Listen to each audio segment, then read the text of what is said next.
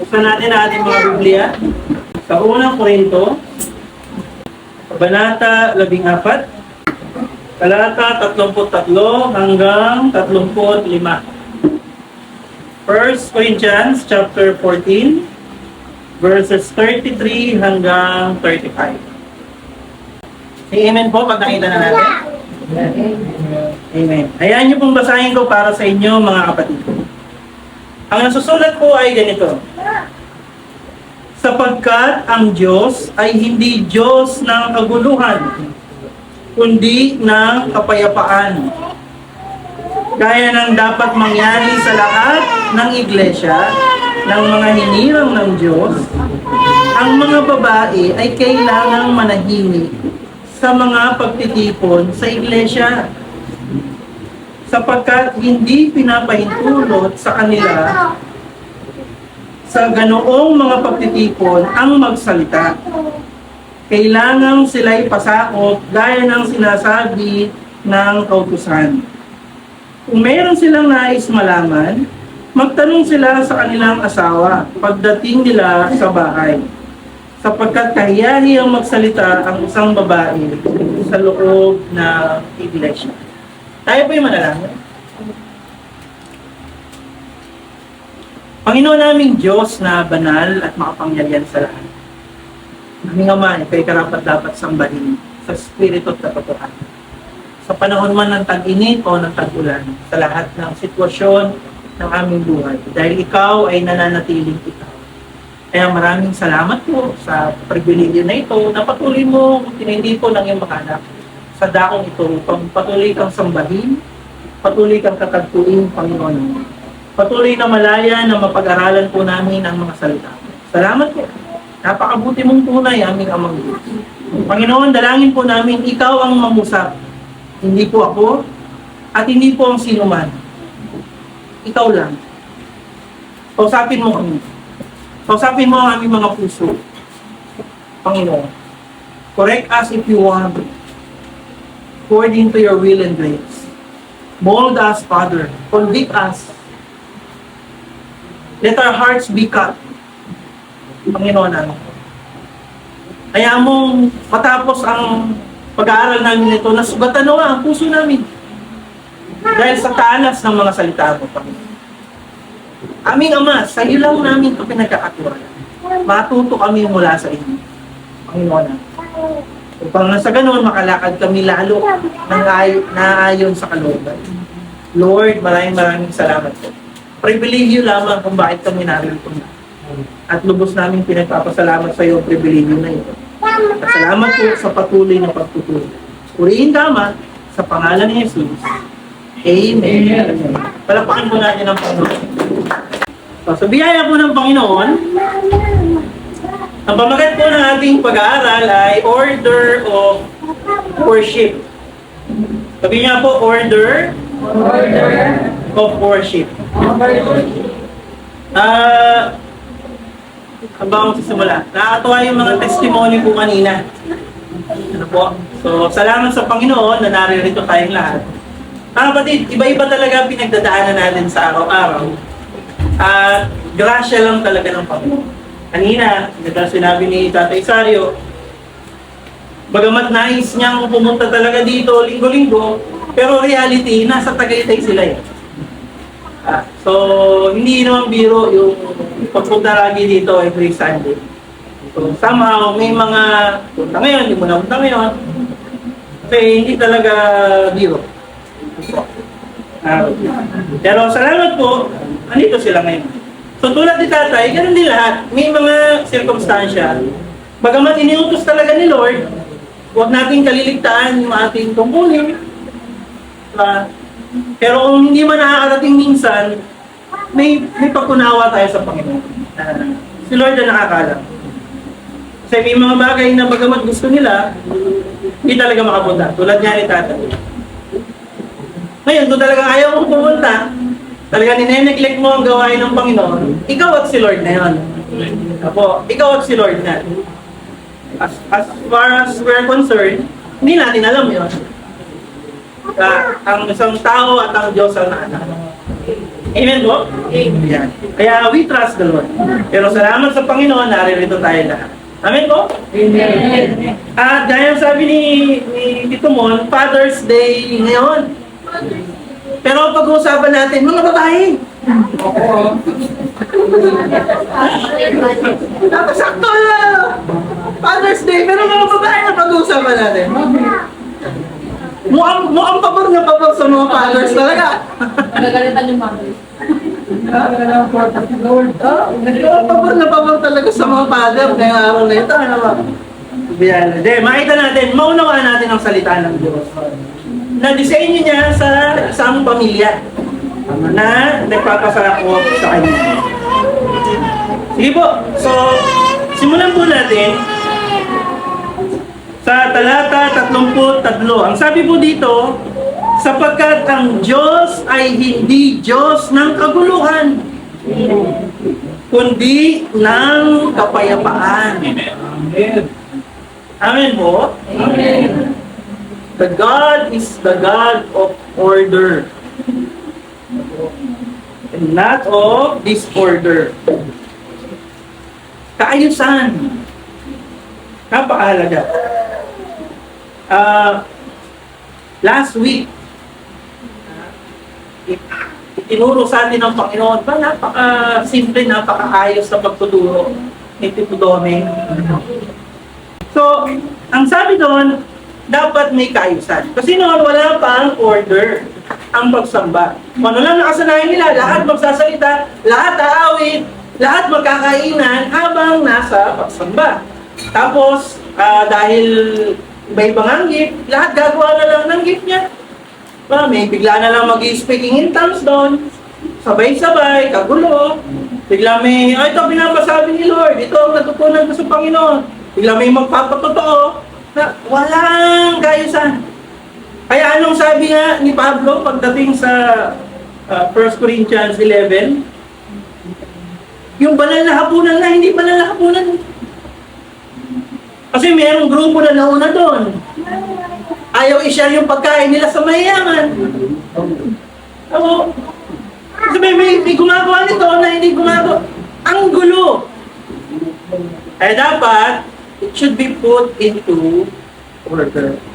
Kaya tayo may ganito, may programa, may decided, may scheduling. So it will be in order. Amen po? Sinabi pa ni tatay na lahat tayo tumanggap ng tungkulin. Nag-usap ba tayo? Hindi ba tayo nag-usap pa? Pero tayo tinanggap na tungkulin, nakilala natin ng palan. And it should be put into order. Pati. It should be put into order. Why? Because God is the God of order. Amen. It will reflect God. Pag magulo ang pagsamba, pag nagkakagulo-gulo sa kanya iglesia, it reflects God. Don't dare hayaang magkagulo-gulo sa church ng Panginoon. Dahil mananagot tayong lahat sa Panginoon. Kasi hindi ito atin. Amen po? Kaya it should be put into order. Kung may magsasalita, dapat orderly. Kung may mag-speaking in tongues, ilang beses natin pinag-aralan, speaking in tongues, dapat orderly. Kaya kung walang mag-interpret, tumimig na lang yung mag-speaking in tongues kasi hindi na order yun. Kung lahat anong sabi ni Pastor Janelle? Kung lahat dubi-dubi-dap-dap, lahat na lang, sabay-sabay, ay magulo yun. Kung wala nang mag-interpret ng speaking in tongues, tumahimik na lang. Kung merong magsasalita, kung may aawit, dapat lahat in order. Amen po? Ngayon, pagdating sa pagsuporta pa sa katotohanan na yun, ganun din sa pagsamba ng mga mag-asawa, lalaki at babae. Even binata, lalo na partikular sa mag-asawa. So, hindi lang in order physically. Oy, maayos, hindi magulo. Bukod doon, kasi baka mamaya, Polish nga lahat. Parang, uy, ang ganda. Tahimik, maayos. Hindi mo gulo. Pero hindi naman naayon sa disenyo ng Diyos. Magulo pa rin yun. Amen po? Si Papol nasa construction, contractor po yan. Si Papol. Pero hindi DPWH. Contractor po. So, mayroong plano. So kahit malinis yung naggagawa, nagawa, malinis. Dahil pagkatapos magawa, liligpitin lahat, malinis. Wow. Pero pag tinignan yung plano, yung design, wala sa plano to. Magulo pa rin. Tama mo? Kahit pumapasok yan ng, halimbawa, hindi ko alam, 8 to 5, papasok talaga ng 8, hindi na late. Lalabas talaga ng 5, hindi overtime. Maayos talaga yung trabaho, walang nakaganon lang dun sa trabaho. Maayos. Pero pag tinignan yung plano, ay wala sa disenyo yung ginagawa nyo. Hindi pa rin maayos. Tama mo? So pag sinabing kaayusan, hindi lang panlabas na kaayusan. Kundi dapat naayon sa salita ng Diyos. Amen? Amen. Bakit? Balik tayo sa background ng Korinto. Mag-isang taon na natin pinag-aaral ng Korinto. Ang biyaya ni Lord. Ang background ng Korinto, ganito po. Ito ay malapit sa tabing dagat. At ang prime occupation ng mga kababaihan ay prostitution. So, binavalue yung mga babae sa lugar na yun. Tapos doon pa sa lugar na yun, may mga templo ng mga Diyos-Diyosang babae. At ang mga pari doon ay mga babae. Kaya ang mga babae ang nangunguna sa bansang yun. Tinatawag na matriarchal. Babae ang bida. Babae ang mga namumuno. Babae ang nangunguna sa mga bahay at tahanan. Amen po? At ang gawain iyon ay hindi sangayon sa banal na salita ng Diyos. Sabi niya po, hindi sangayon. Amen po? Dahil ang sabi nga, yung mga nakarang pinag-aralan natin, si Adan ang unang nilalang at hindi si Eva. Merong order, mga kapatid. May kaayusan. May disenyo ang Diyos. Unang nilalang si Adan. At hindi nilikha si Adan para kay Eva. Nilikha si Eva para kay Adan. Amen? Happy Father's Day. Pero yun ang disenyo ni Lord. Pero, but wait, there's more. Huwag na kayo magalit. Anong sabi ng Bible?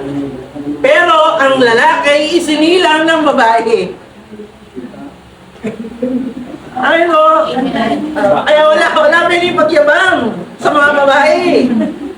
Kasi wala tayo dito kung wala ang babae. Ibig sabihin, ang punto lang, may disenyo ang Diyos pagdating sa tahanan. At pag hindi ito nalalaman, nagugulo ang disenyo ng Diyos. Kaya hindi nangyayari ang kalooban ng Diyos sa isang tahanan yun. Dahil hindi ito lumalakad ayon sa disenyo ng Diyos. Amen po? Yun ang sinasabi dito, una tigit sa lahat. Kapatid, dapat may kaayusan. So, ganun ang sitwasyon sa Korinto. Babae ang mga namumuna sa bawat tahanan. Kaya naman, para maiba, di ba? Pinag-aralan po natin ng mga nakaraan. Kaya ang mga babae ay pinagsusuot ng belo. Sabi niya, belo. Only belo touches my skin. Hindi yung belo na yun. Yung belo, yung nilalagay sa ulo. Pantakip. Para saan yun? Kasi sa lugar na babae ang mga namumuna, pag nakasuot ka noon, iba ka.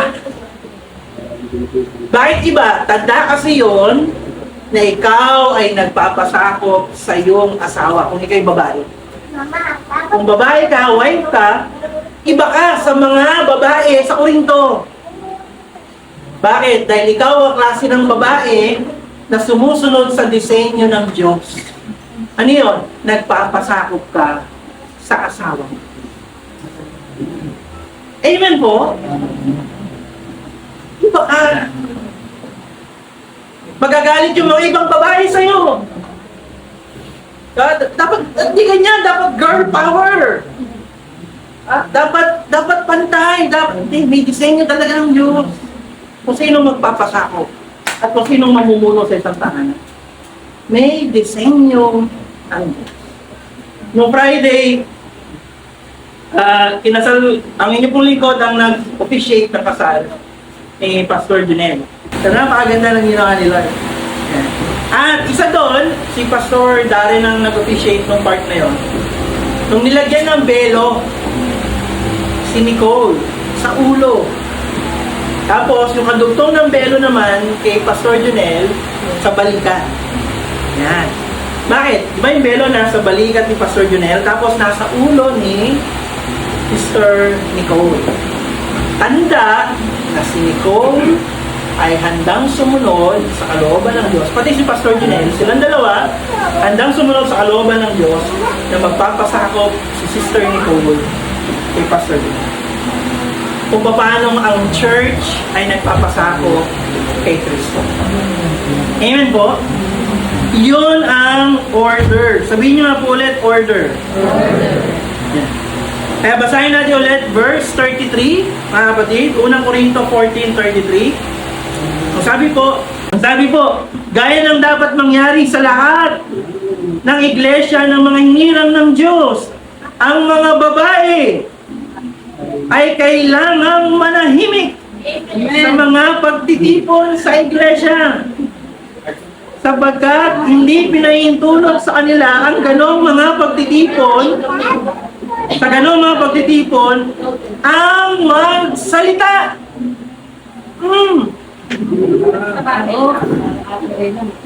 Kailangang sila'y pasakop gaya ng sinasabi sa kautusan. Amen po. Hindi pinahintulot sa anumang iglesia ng Panginoon na mga babae magsalita. Sabihin niyo magsalita. Ang tinutukoy po dito mga kapatid, hindi ibig sabihin, bawal magsalita. Pwede naman. Mukhang bibig din. Ano? Ang sinasabi lang, ang hugot nito, hindi pwedeng kayo pa rin ang tagapagsalita dito gaya ng kinasanayan ninyo bilang mga taga-Korinto. Amen. Na gusto nyo kayo pa rin ang nangunguna. Kayo pa rin ang, hindi ganyan ang disenyo ng Panginoon. Amen po.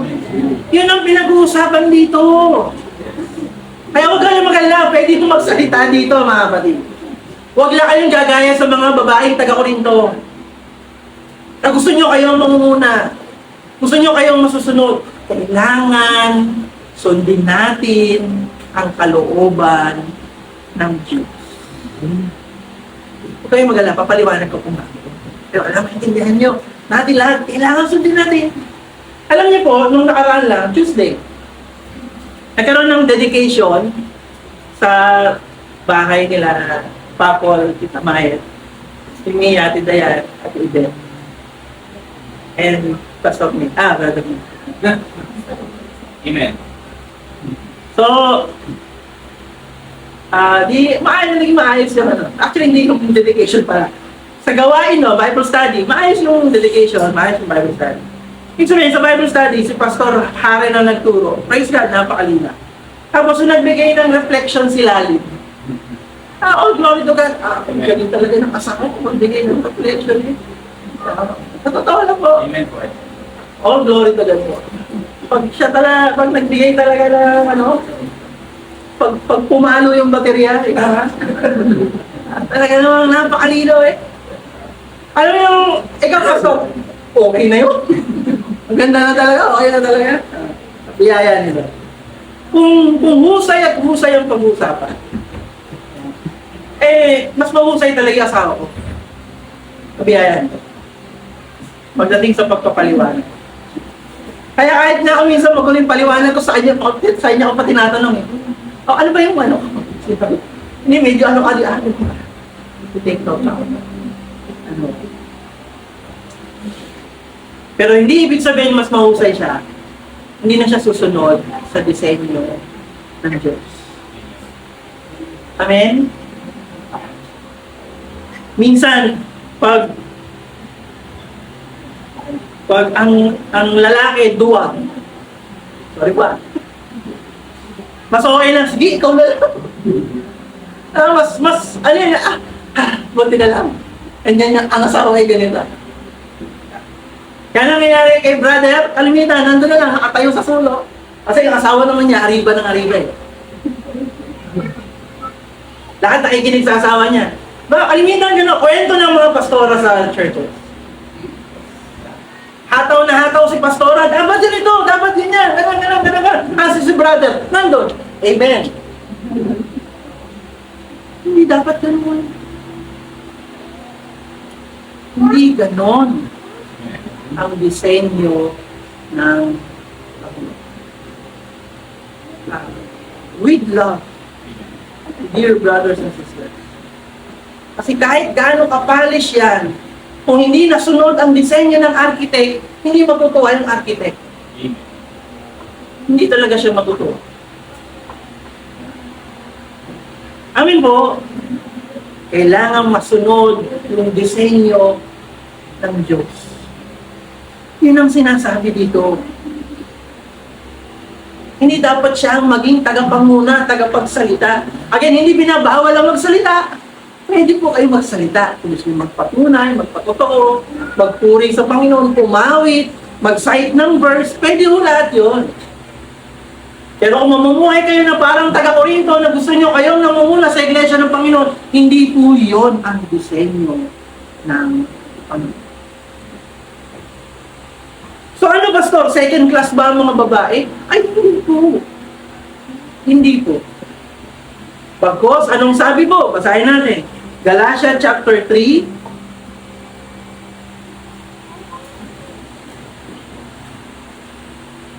Verse 28. 28 muna, pero 26 to 29 po talaga pabasahin natin. 28 po muna. Galatia chapter 3, verse 28. Pakinggan niyo po, ito po ang salita ng Diyos.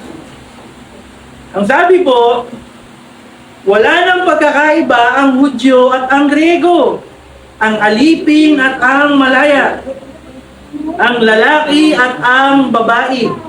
Kayong lahat ay isa na dahil sa inyong pakikipag-isa kay Kristo Jesus. Kaya kung kayo'y kay Kristo, kayo'y mga anak ni Abraham at tagapagmana ng pinangako ng Diyos. Tandaan niyo po yun? Ang sabi, wala nang pagkakaiba ang Hudyo at ang Griego, alipin, malaya, lalaki at babae. Sabi niya po, walang pagkakaiba.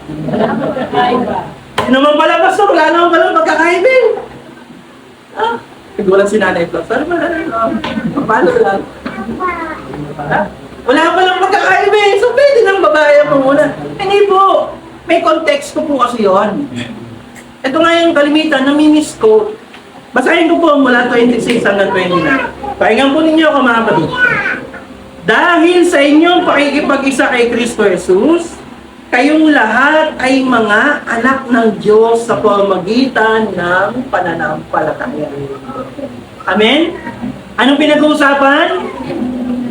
Pagiging anak ng Diyos sa pamamagitan ng pananampalataya. Ituloy ko po ang basa.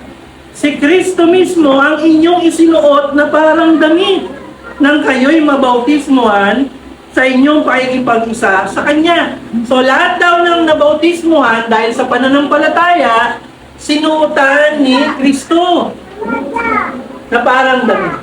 Tignan mo yung katabi mo. Kung siya'y totoong mananampalataya, ang sabi ng banal na kasulatan, si Kristo mismo ay isinuot sa Kanya na parang damit. Amen? So meaning, ako'y nasuotan ni Kristo, Ika'y sinutan ni Kristo. Ika'y sinutan ni Kristo. Ikaw. Lahat tayo sinutan ni Kristo. Amen? So wala tayo lahat pagkakaiba. Lahat tayo may Kristo. Tama po? Kaya sa verse 28, wala nang pagkakaiba ang Hudyo at ang Griego. Sabihin niyo, Hudyo. Ito yung mga taga-Israel. Noon kasi, iba ang tingin sa mga taga-Israel at sa mga hindi taga-Israel.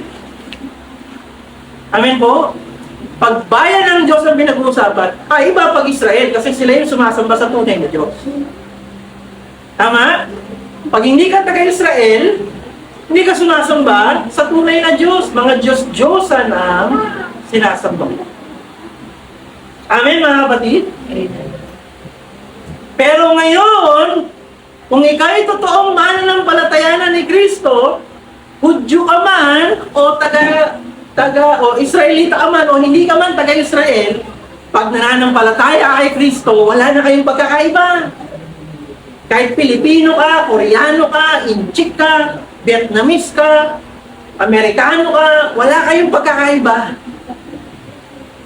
Lahat kayo ay kinaroroonan ni Kristo. Amen po? Ano ba? Alipin at malaya. Sabihin niyo nga po, alipin. Alipin. Hindi po aminin. Alipin. Tayong lahat ay naging alipin. Noon, ang mga alipin ay hindi kasama sa pamilya. Tama po? Pag tinanong ilan ang miyembro ng pamilya nyo, bibilangin nyo miyembro ng pamilya, hindi kasama yung mga alipin sa bilang.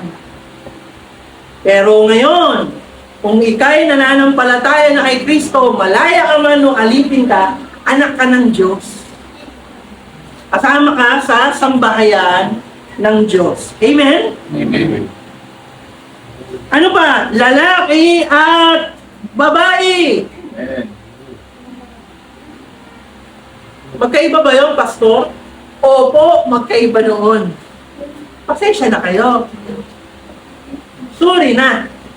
Iba talaga ang tingin sa mga babae noon. Bakit? Ang totoo, ang mga babae hindi kasama sa bilang ng mga anak. Kahit anong bilang, basta nagbilang, hindi kasama ang mga babae.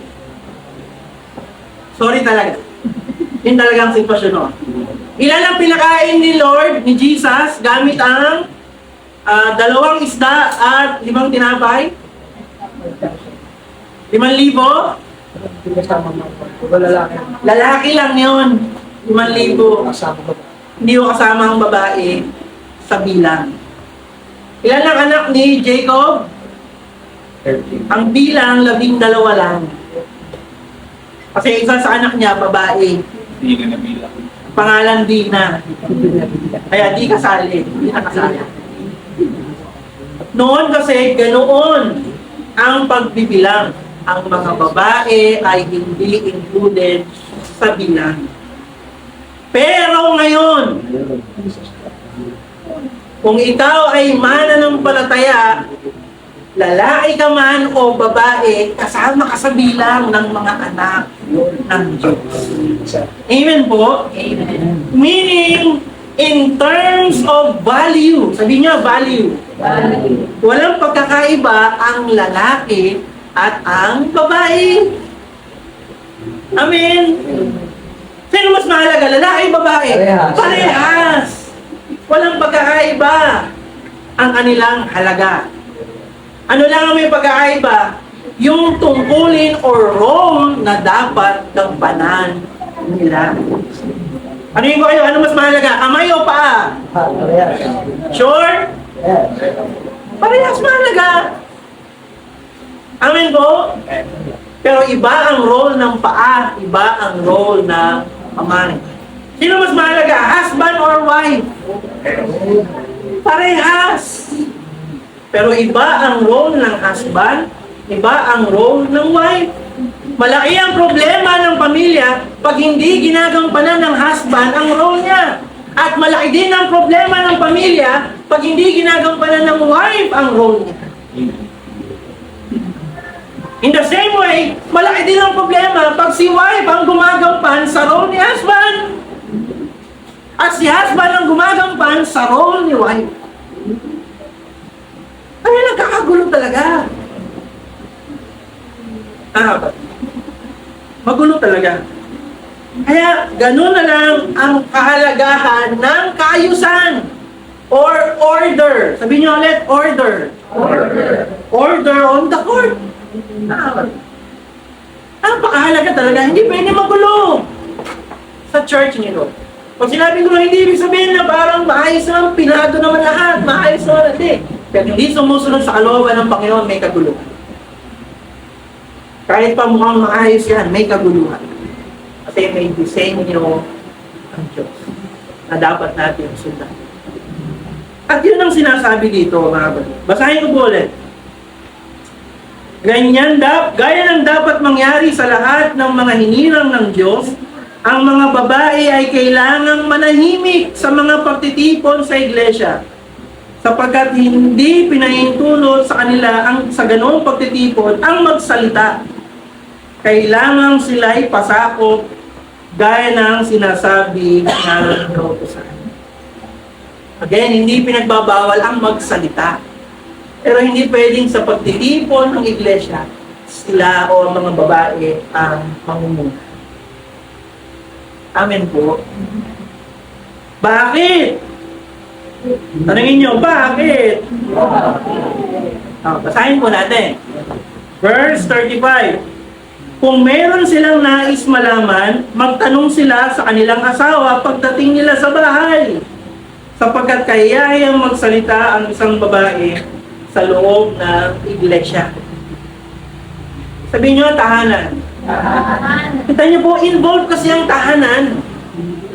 Pag hindi sinunod ang disenyo ng Diyos, apektado ang tahanan. Kaya binabanggit dito ang tahanan. Halimbawa, imagine niyo sa church na ito, meron kaming 5 anak. Ang pangalan, Biyaya, Luna, Manuel, Jai, yun ba isa? Piglot. Mababait. Lahat mababait. Ano mo? Ngayon, habang lumalaki sila, sa church, sila rin ang pastora. Pastora, ay isa. Sa church, siya ang nangunguna. So lahat, nakikita nila, Piglot, ni Jai, ni Biyaya, ni Luna,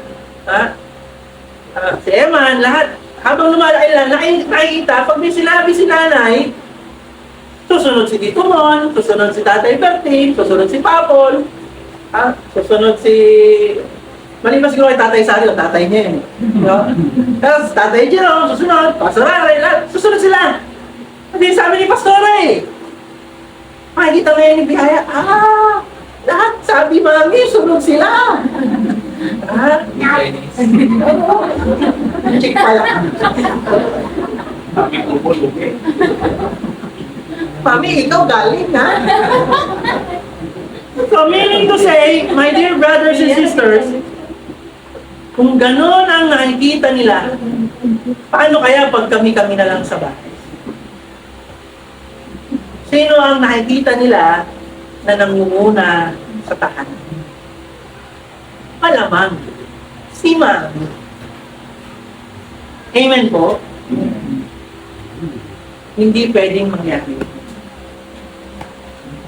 Hindi pwedeng gano'n. I-disenyo ang Diyos. Ang babae ay dapat magpasakop sa kanyang asawa. Kung paano ang church nagpapasakop kay Kristo, dapat ang babae ay nagpapasakop sa kanyang asawa. Ano na kasunod? Ang lalaki dapat nagmamahal sa kanyang asawa. Kung paano si Kristo mahal ang church, kaya hindi naman ang lalaki dapat mahalin ang kanyang asawa. Inialay ni Kristo ang buhay niya para sa church. Handa rin dapat ang mga lalaki. Happy Father's Day! Handa niyo dapat ialay ang inyong buhay para sa inyong asawa. Tanungin nyo nga yung mga asawa nyo ngayon, handa ka ba? Taas kilay lahit ako lahat.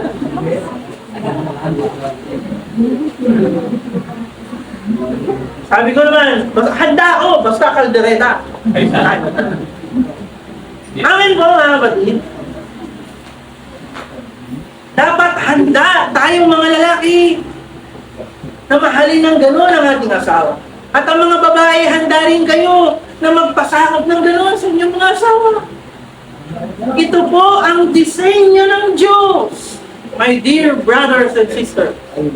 Kaya na, sabi ko sa kasal ni Pastor Junel, at sinabi ko rin sa kasal nila Neil and Beth, at sa kasal ni Joyce, JJ, at sa mga ikakasal pa niya. Ganun pa rin ang sasabihin ko. Ano po yun? Since nagsimula akong magkasal, 2014, muna akong kinasal. Bulacan pa. San Jose del Monte, bumiyahe pa kami, nagkandaligaw-ligaw pa kami. Yun ang unang-una kong pagkakasal. Akala ko kung bawal ka lang sasakay, may bus na doon, pagkang Bulacan, hindi pala ganun. Anyway, mula 2014 hanggang sa kasalukuyan, isa lang ang mensahe pagdating sa pagkakasal. Disenyo ng Diyos. Kaya nga pag may counseling, alam niyo ba itong pinapasok niyo? Hindi ito biruan. Hindi ito lokohan. Kasi mag-aaway at mag-aaway kayo. Hindi pwedeng bigla ka nalang magpapalit ng profile picture. Ang sweet-sweet yung dalawa, mag-expire na lang. Tapos bigla ka, mag-isa ka na lang.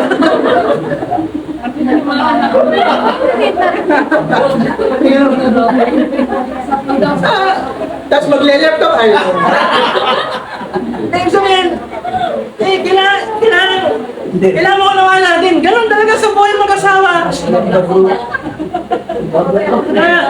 Meron talagang mga hindi pagkakaunawaan. Amen. Ganun talaga. Bakit? Isipin mo ba naman? Ano ba, kami, kinasal kami natin, 27 years old kami. Yung time na yun. 27 years yung asawa ko na natutong matulog ng mahimbing, maagang matulog kasi ang pasok na ng high school, alas 5 ng umaga, dapat nasa national ka na. Ganun dati. Ewan ko ba sa mga school member ganun ang pasok. So maaga yung natutulog, mahimbing matulog. Eh nag-asawa ng malakas humiling. Amen. Yari ka ngayon, matuto ka ngayon na mabago yung kinasanayan mo. Diba? Tanda ko nun. Tanda ko nun, alas 3 ng madaling araw, ganyan ako. Oh, ano yun? Umiiyak. Bakit? Hindi ako makatulog. Sorry na. Hindi ko alam. Ang punto, 27 years siyang namuhay sa paraang alam niya. Biglang ito ngayon may makakasama niya sa buhay na iba ang karanasan sa buhay. Iba ang meron talagang mga reaksyon mangyayari. Magkaiba kami ng inalakhan eh.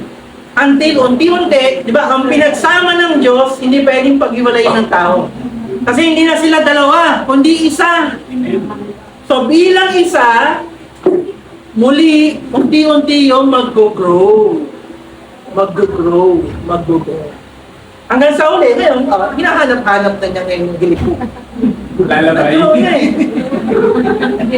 Alala ko na, nung unang week ko sa Dubai, binidyo ko na, oh, bakit di ako makatulog? Hinahanap ko yung gilig mo. Para sa hindi ko. Ay, huwag ka magkala, i-record ko. I-send ko sa'yo. Ang punto, nag-grow talaga tayo. Nag-grow ang mga mag-asawa. At sa pag-grow, minsan masakit. Minsan, may magkakaaway. Kwento ko pa, mga kapatid. Ganado yata ako magkwento ngayon. Ay, sila. Kasi yung pastor na nagkasal sa akin, ang bait nun. Ako, walang kasing bait. Sa totoo lang. Napaka-gentle. Pero matagal ng pastor sa church sa Santa Cruz. Santa Cruz Baptist Church. Pumanaw na siya ngayon. Sa piling na ng Panginoon. Si Pastor Fred Osano. Talagang mula nung nakita ko yun, ay, Pastor Lawrence, ano po? Napakabait. Tama sa akin. Kaya nung kinasal niya kami, ako nga eh, nung pagkasal namin, wala pang 3 months, gusto ko nang isauli yung asawa ko sa tatay niya. Ano? Naisip-sip ko, ha? Grabe naman yun. Wala pang 3 months. Hindi ko naman kayang gawin kay Lalin yun. So, kinasal kami. After 3 months, gusto na niya akong sorry sa natin. Baliktad pala. Ibig sabihin, kahit gaano ka ba kabait,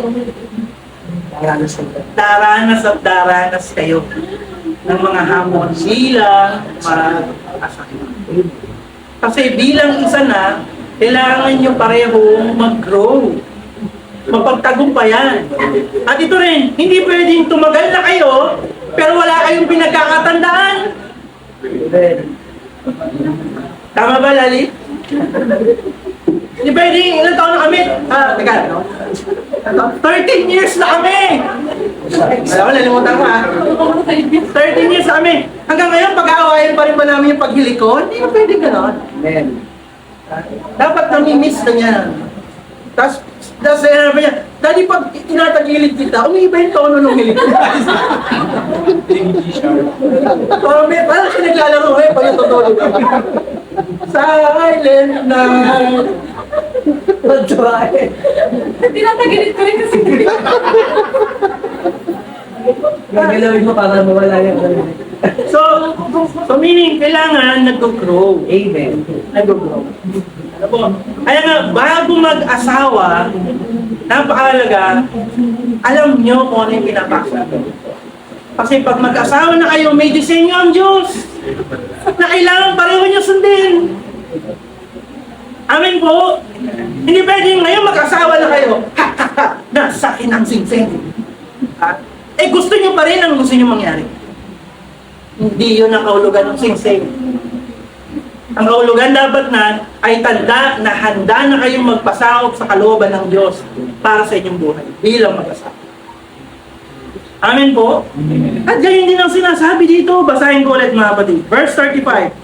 1 Corinthians 14:35. Kung meron silang nais malaman, magtanong sila sa kanilang asawa pagdating sa bahay. Sapagkat kahiya-hiyang magsalita ang isang babae sa loob ng iglesia. Hindi, kailangan may kaayusan. Sa kanilang bahay, sa kanilang tahanan. Kailangan nasusunod ang order ng Diyos, ang disenyo ng Diyos. Kasi kung sa church, nasusunod yung kagustuhan nyo at hindi kagustuhan ni Lord, malamang sa bahay nyo din. Kagustuhan nyo rin ang nasusunod, hindi kagustuhan ni Lord. Amin po. Kaya nga, sabi nga sa mga pastors in training, ito po ang sabi po pakinggan niya. Sa 1 Timothy, basahin natin. Unang Timoteo,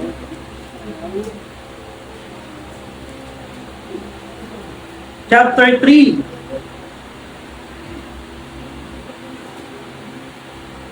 Yan.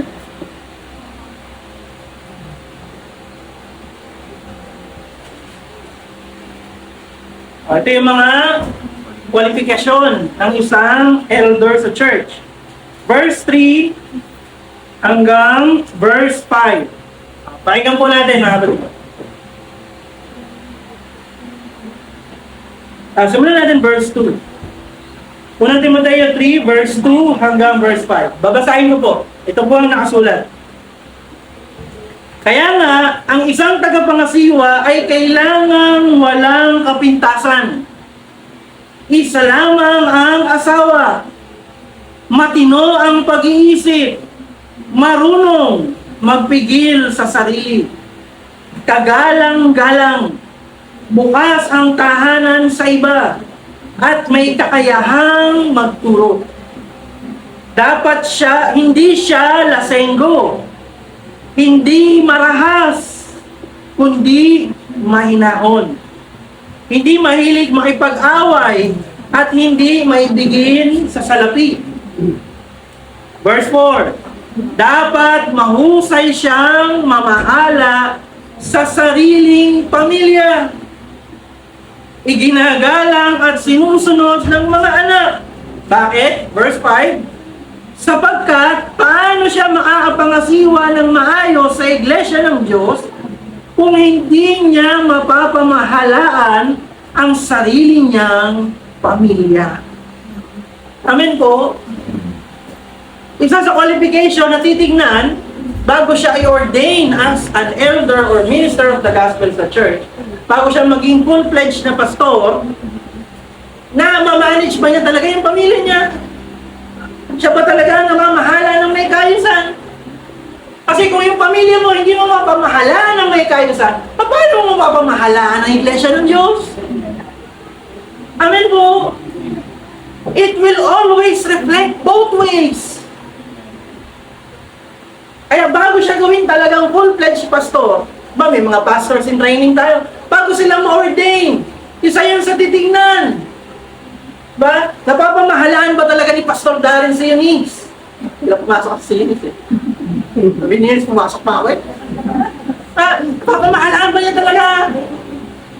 Ni Pastor Ariel si Marian. Damay pa ako eh, sabi ni Marian. Pastor Ariel, Sister Kat. Si Tatay Jerome, si Pastor Jerome, si Sister Angie. Kailangan maayos na napapamahalaan nila ang kanilang mga pamilya, ang kanilang mga anak, ang kanilang mga asawa. Amen.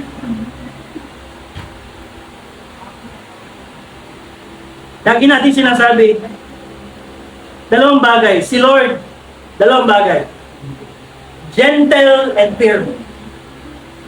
Sabi niya po, gentle. Si Lord, gentle. Firm. Sabi niya, firm. Si Lord, firm. Gentle, pero mahigpit. Mahigpit, pero gentle. Amen po? Hindi makukompromiso yung pagiging mahigpit. Hindi rin makukompromiso yung pagiging gentle. Hindi pwedeng sa church, puro kahigpit. Bawal to, bawal to. Ba't ganito? Ba't ganyan? Ba't gano'n? Ba't ganyan? So, walang gentleness. Mali yun. Amen po. In the same way, hindi rin pwede sa church, puro ka na lang gentle. Kapatid, okay lang yan. Hindi bali. Kailangan laging present. You are gently firm and firmly gentle. Kapatid. Hindi mo may compromise. Pastol ka eh. Pag mapapahama, kakalawitin mo talaga yung lupa. Pero, bubuhatin mo at hihimasin din sila. Amen po? And don't get me wrong, hindi ako perfect. Madalas, sumasablay din ako, kaya paulit-ulit ko, nare-remind ang sarili ko, gentle, gentle, gentle. Minsan, pero, Lord, gentle, gentle, gentle. Kaya pagpasok, kapatid, start na tayo. Kaya lang ba ina? Kasi kasama po yun sa pagkatawag ng Panginoon. It will always reflect paano mo pamahalaan ang iyong pamilya, paano ka mamamahala sa church ni Lord. Amen po? The point is, Father's Day ngayon, dapat ang mga fathers strong. Dapat matitibay mga buto nyo natin. Kasi tayo talaga magpapasan. Mga kapatid. Tayo ang padre de pamilya. Tayo ang saligan ng ating tahanan. Sa biyaya ng Panginoon. We are the head of the family. Ayon sa Diyos. Head tayo ng ating wives. Ng kanya-kanya nating mga asawa. Tayo ang mamumuno sa ating mga anak. Kaya kailangan matibay. Alam niyo po, mga kapatid, kung bakit dumarami ang mga pastora ngayon?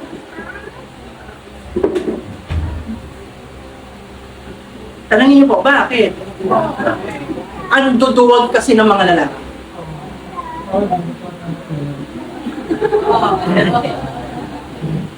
Duwag na, tamad pa. Alala ko sa, mamaya nasa Antipolo po kami. Di ganito ko, damang-damang ko. Alam niyo kung ba't maraming pastora ngayon? Ang tatamad niyo kasi. Biglang pinalala sa akin eh. Oh, pastor, relax. Ayaw nga pala. Hindi, lahat ng lalaki, hindi lang kayo. But the point is, kung patuloy na magiging mahina ang mga lalaki, ay napaka-resourceful pa naman ng mga babae. Amen. Ay, hindi pwedeng ganyan. Hindi pwede. Ano ka, Lawrence? Ano ka, Ariel? Ano ka, Neil? Hindi pwede. Kailangan na. Kalala mo yan. Amin po. We need to be strong. Men, Amen. mga kalalakihan, kailangan tayong maging matatag. Let this Father's Day be a reminder to us. Amen. Kailangan tayo ng mga asawa natin na maging malakas. Hindi pwedeng hihina-hina tayo. Hindi masamang umiyak, pero hindi pwedeng iyakin. Hindi masamang manghina. Dumarating talaga yun. Pero hindi pwedeng hihina-hina. Amen po. Anong ibig sabihin? Kailangan tayo ang number one mapanalanginin. Tayo ang number one na nag-aaral ng salita ng Diyos. Tayo ang number one lumuluhod sa Panginoon. Namamag-asa sa alaasang nagbubuhat sa Kanya. Pag ginawa mo yun, makikita mo, tatatag ang pamilya mo. Matatag ka eh. Eh ba't ang hina? Ang tatamad nyo kasi. Amen. Sinabi ko yun. Ano po? Kailangan maging matatag. Kailangan maging malakas. Upang ang pamilya makasunod sa disenyo ng Diyos. Pag mainit ang asawa mo sa paglilingkod, kailangan mainit ka rin kasi. Ang lamig mo eh. Taga-Baguio ka ba? Ang lamig mo kasi kaya sino? Siya tumayan. Ano, hindi ka ba gagalaw? Ako na lang. Hindi ka gumagalaw, Lawrence. Ako na lang gagalaw. Kasi ikaw naman, dahil gusto mo kuya-kuya-kuya lang talaga tayo. Sige na, ikaw na nga lang. Kaya gano'n ang nangyayari sa panahon na. Pero kung tayo'y matatag, tayo'y malakas, tayong nangunguna sa pagdarasal, sa pag-aaral ng salita ng Diyos, at sa pagtupad nito, makikita to ng pamilya. At masaya silang susunod sa disenyo ng Diyos. Dahil kaya-kaya nilang sumandal sa iyo bilang padre di pamilya. Yung mga babae, tulungan niyo lumakas din ang mga asawa niyo. Bakit? Nagkakamali rin ho yan. Alam niyo nang tatamad-tamad yun. Rarating niyo pa. Hindi na lalo nakagalaw. Pagbatuhin niyo pa ng granada. O ito, granada. Hindi na nakatayo. Pagkos, be an encourager. Okay ka lang ba? Basta ang araw mo. Amin po. Hindi totoo po. Sa totoo lang. Hindi matatawaran ang mga pagsisikap ng mga kababay. Amen. Iintindihin na nila, sarili nila, mga anak nila, pati mga asawa nila, iintindihan nila. Pero ganun din naman sa kalalakihan. May iba talaga ang role. Ba, sabihin ng pa, ako na lahat naglakad mag-aapon. Nagreklamo ka pa. Sabihin naman ng kamay, ako naman naglaba, ako naman nagluto, ako naman naman. Pareho may ginagawa. Ang punto, palakasin ng kamay, ang paa, palakasin ng paa, ang kamay. Amen? Palakasin natin ang isa't isa. At hindi pwedeng sukatin ni paa na, ako nga ginawa ko to eh, ako ginawa ko yan. Sabihin kasi ni kamay, ay ako din naman ginawa ko rin to, ginawa ko rin. Hindi magkakaintindihan kasi magkaiba ginagawa nila. Eh parang mahirap yun. Amen po. Pero kung magkakaunawaan sila, i-encourage pa nila ang isa't isa, makakasunod ang buong pamilya sa disenyo ng Diyos. Magkakaroon ng order sa pamilya. Pag may order sa pamilya, magkakaroon din ng order sa church. Amen? At hindi lang panlabas na order. Uy, pino sila dito, maayos ang panalamin, maayos ang pag sila din tatayo, upo. Hindi magulo, okay yun. Pero maging pag dinignan mo, kamusta ang mga pamilya nito? Uy, ayos din. Kamusta ang pamunuan sa church? Uy, maayos din. Bakit? Sumusunod lahat sa salita ng Diyos. Amen po? Amen. Amen. That is what order in worship means. Wow. Hindi lang order na maayos, aawit tayo, babasahin natin ang mga awit, magpipreach tayo, magpapatotoo tayo. Okay lahat yun. Dapat talaga ganon. Pero in the same way, dapat ang church din, sa pamunuan, sumusunod ayon sa salita ng Diyos at sa bawat pamilya, sumusunod din ayon sa salita ng Diyos. Because ang order ng worship ay hindi lang panlabas hanggang sa kaibuturan ng puso ng bawat mananampalataya. Amen po mga kapatid. Nawa sa ating church, nawa lahat tayo magpakumbaba at lahat tayo sumunod sa salita ng Diyos. Mga kapatid, ito po ang totoo. Sabihin nyo nga, totoo. Mas mahalaga to kaysa sa nararamdaman ko. Mas mahalaga to kaysa sa mga nararamdaman mo. Hindi ko sinasabing hindi mahalaga ang nararamdaman natin. Mahalaga rin yan. Pero mas mahalaga to. Sumunod po tayo. Ito po ang mga pangyayang salita.